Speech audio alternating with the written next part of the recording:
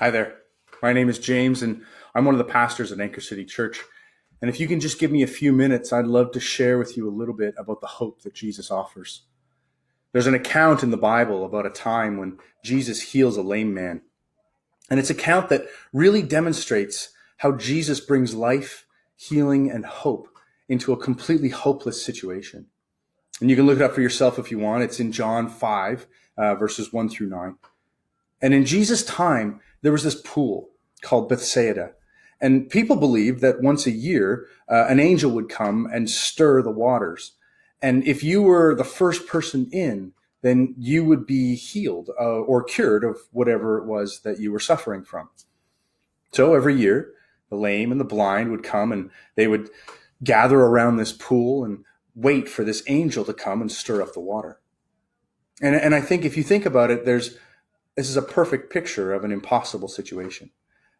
I mean, if you were lame or paralyzed, you could see when the water was stirred, but you had no way of getting in there unless someone carried you. And if you were blind, you just couldn't see when the water was being stirred. And even if you did figure it out, you would have a very difficult time even going in the right direction unless someone led you. And even if you could get to the pool, there was no guarantee that you would be the first one in. I mean, how frustrating would that be? The one hope that you had was a pure gamble and most likely wouldn't pay off. And this is the scene that Jesus walks into. Hundreds of people laying around, waiting to try and get into this Bethsaida lottery. And yet out of all of these people laying around, Jesus focuses in on one individual, a lame man who had been an invalid for 38 years. And it says, when Jesus saw him, and in the Greek, that word saw, it means just that. Jesus saw him. It wasn't a glance. He didn't look right through him. Jesus saw him in everything about him, all of his pain, all of his frustration, all of his hopelessness. And yet Jesus also saw something else. He saw a person who was created in the image of God, someone who was full of potential, full of promise, and full of purpose, who was laying there broken on the floor. And Jesus says, I can fix that. So when Jesus comes up to this man, he asks him one question. Do you want to get well? And it's an interesting question because it seems like the answer would be completely obvious. And yet Jesus asks it anyway.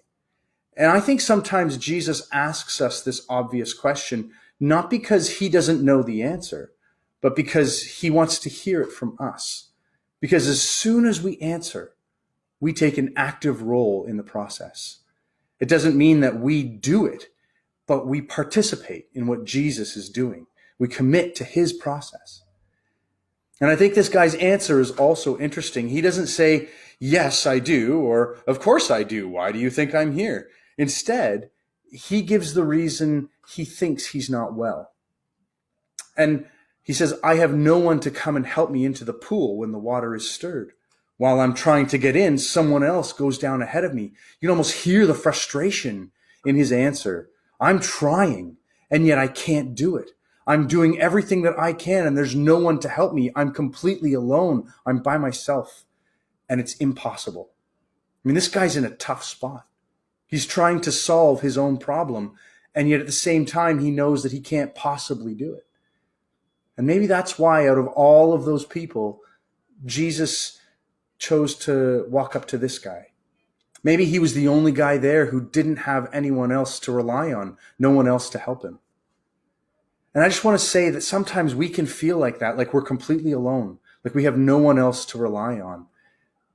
And yet Jesus looks at you and he sees a person who he created and that he loves so much. He sees beyond our brokenness. And that doesn't mean he doesn't see it. It means that he sees everything about it, and yet he also sees beyond it. He knows our situation better than we do, and yet he also sees what's on the other side. Jesus' next words are, get up. And in the Greek, this is a powerful statement. It means to waken or to rouse, literally from sleep or from lying down, even from a disease or from death. In the figurative sense, it even means to get up out of obscurity, out of inactivity, out of ruin, out of a feeling of non-existence. And Jesus is literally saying to this man, get up. And I think he's saying that to you and to me as well.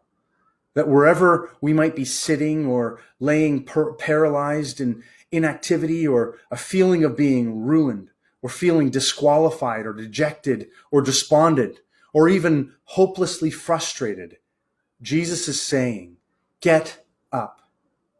And it's not a chiding. There's no rebuke. There's no sense of condemnation whatsoever.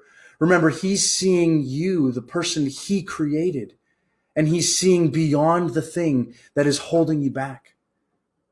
See, Jesus spoke all of creation into being. He spoke life into existence. And that's what this is. It is the great I am, the King of Kings, whose very word is life and the light of all mankind, saying, get up. I am releasing you. Get up. And then Jesus says, pick up your mat and walk. And the man was instantly cured. He got up and he began to walk. Now, I don't know what your situation is, but Jesus does. He sees you. He sees your situation. He sees any hopelessness or frustration that you might be feeling, all of it. But he also sees the person that he created.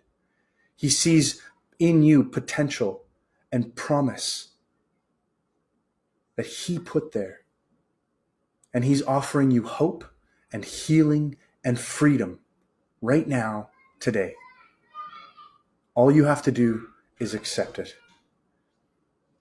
We'd love to walk with you or pray with you or stand with you in whatever it is that you're going through, or anything that we can do to help. So feel free to contact us, reach out by email or by Facebook Messenger, however, whatever works best for you. And we would love to hear from you. Until then, live in hope and God bless.